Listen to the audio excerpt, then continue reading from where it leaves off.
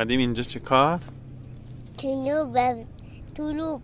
طلوع خورشید. آره.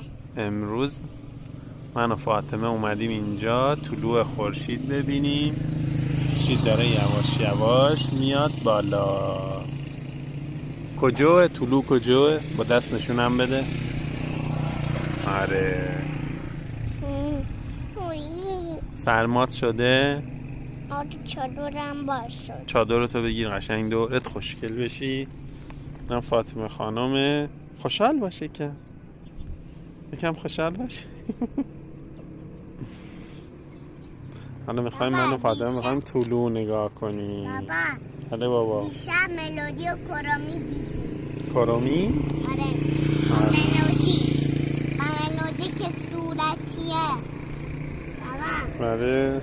کرومی و ملودی کرومی. نه چی؟